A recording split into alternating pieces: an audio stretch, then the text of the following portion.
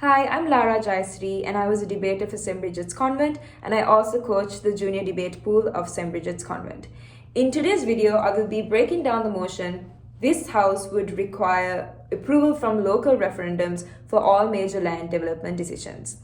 I will be breaking this video down in three parts. So firstly, I will be talking about the framing of the debate, then presenting the prop and op arguments, and then talking about possible clash points that could come up in the debate. So moving on to framing, the central question that both sides should answer is that should decisions that significantly affect local communities be taken by those communities themselves or be taken by elective representatives and experts in those fields?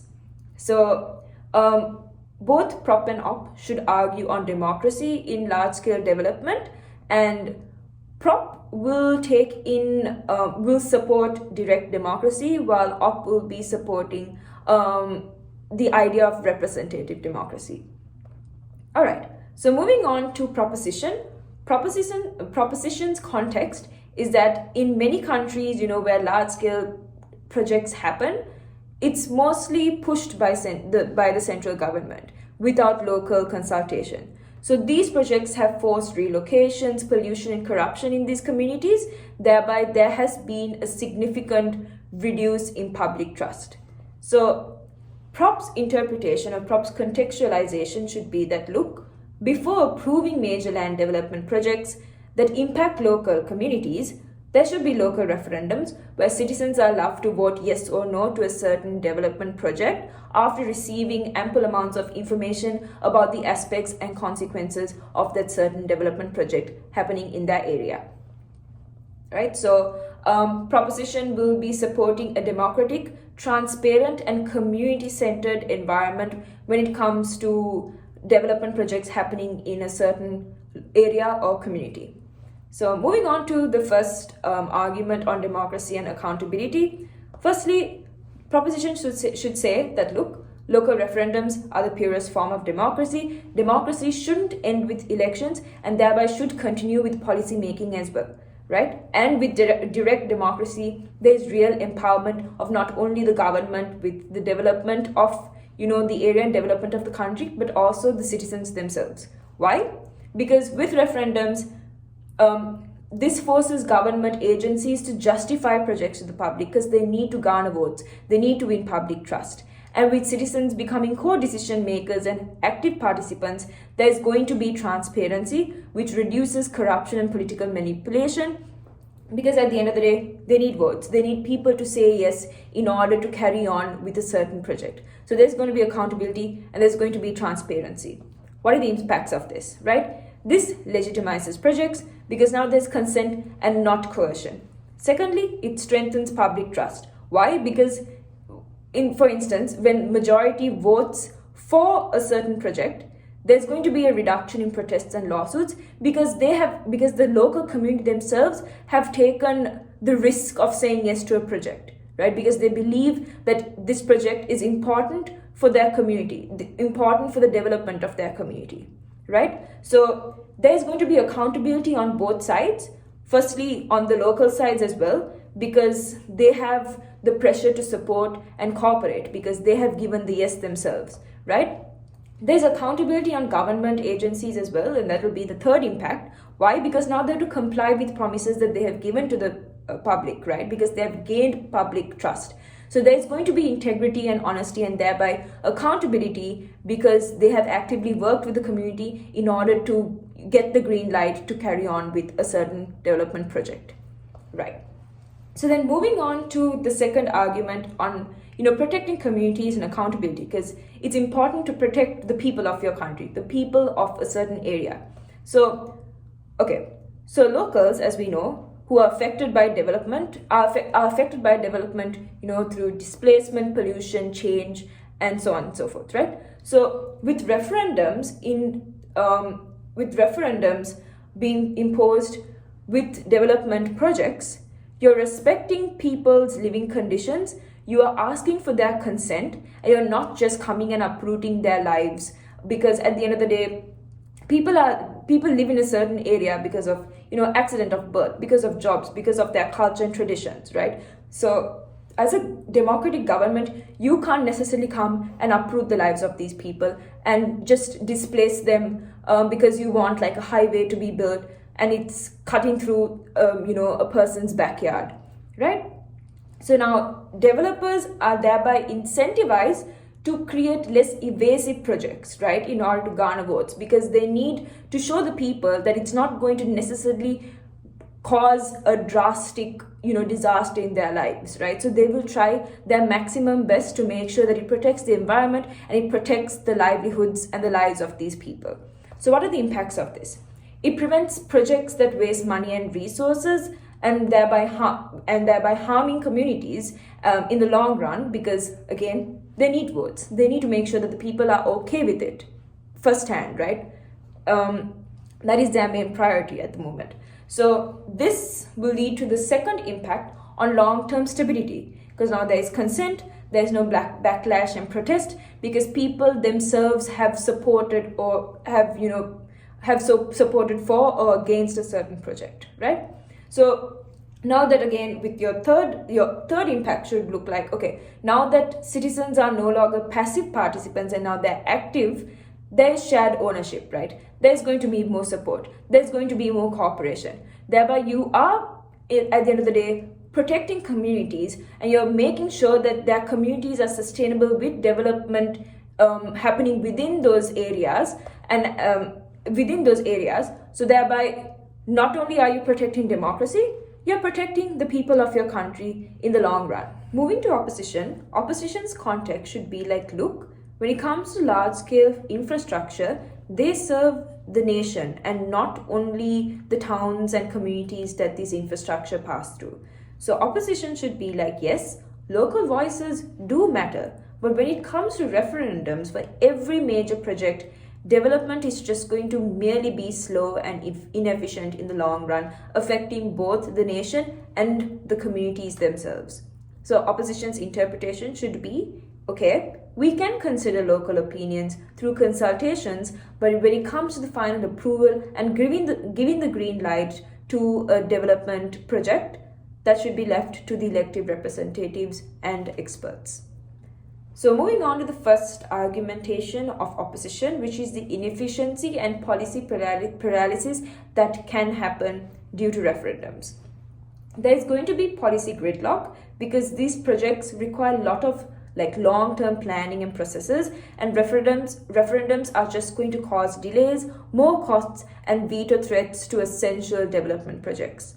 Also, you can also argue that lower voter turnout to certain referendums for certain projects are going to, and the outcomes of those are going to reflect minorities, obviously, and not the broader public. Thereby, it's going to affect the nation in the long run. So at the end of the day, opposition should really talk about the nation itself, because governments work for the nation and not necessarily cannot always focus on a certain community, on a certain little community when it comes to things that can help the economy of the country to grow, right? So what are the impacts of this? Slow infrastructure growth, firstly, is going to hurt jobs, transportation, and economic competition. Secondly, this is going to encourage the concept of NIMBYism, which means not in my backyard, where people tend to reject anything that is inconvenient for them locally, even if it benefits millions nationwide, right? So you're putting the nation on a standstill, or you're pushing the nation backward because a certain community is not willing to say yes or give the green light to a very important piece of infrastructure or to a very important highway, right? So then moving on to the second argument on how, because of referendum, there's going to be less expertise and it reduces the nation's interest, right? Because complex projects are created through a lot of expertise and through a lot of planning that ordinary voters do not necessarily know much about, and they don't have most of them don't have the expertise to really think things through, right? So referendums are going to reduce complex decisions through like oversimplified ideas, because it needs to be because the government or government agencies should oversimplify ideas in order to garner votes, in order to make sure that the people really understand what's happening in these projects. And most times, they're not going to understand like technical terms, or they're not going to understand the statistics or like numbers sometimes. So oversimplifying them is just going to cause more harm in the long run, because it can be misunderstood by people, which makes me move on to my third like layer of analysis, that ideas of like populism and misinformation can overshadow the facts that are important when it comes to going through or going ahead with a development project, right? So representative democracy exists because we elect people who are trained and accountable to make these complex trade-offs. That's why we vote for representatives. And because of this reason, that is why local referendums are not necessarily important when it comes to final decisions, because we have placed our trust in a group of individuals who are representing us as a nation, right? So what are the impacts of this? This ensures like informed, data-driven planning, because it's not the citizens at the end of the day necessarily giving the final green light, right? Which brings me to my second impact, where it protects not only minorities' interests but also the national interests in the long run, right? From like very short-term emotional voting, right? Then thirdly, this is going to prevent stagnation, because you are, at the end of the day, as a government, you're maintaining national unity and growth. You're making sure that that road is being built.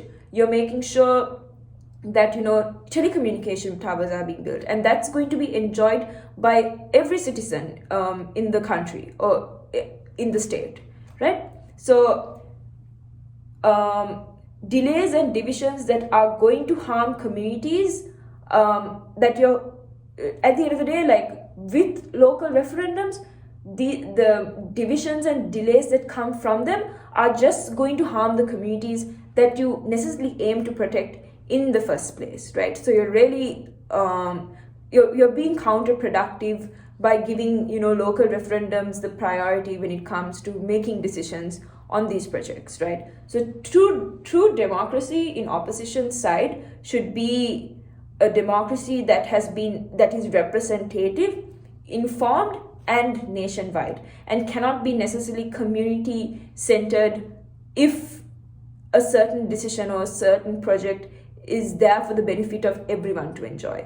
Moving on to clash points, the main clash will be on democracy, where proposition opts for an inclusive direct democracy, whereas opposition will prioritize expertise and representative democracy when it comes to taking, the final decision in giving the green light for a major development project. Then secondly, on efficiency, Prop will argue, yes, things are going to take a much more slower approach because we need, the locals' votes taken into consideration. But at the end of the day, there is fairer decision making on Prop side. Op will argue that no, these delays are just going to cripple national development when you have to take into consideration the votes of the local communities at hand, which is going to ripple down and affect these communities as well when you're crippling national development. Then thirdly, your last clash point could possibly be on local and national interest, where Prop will say that local coordination and local active participation is going to lead to equality and growth that is necessary for a country, for a democratic country.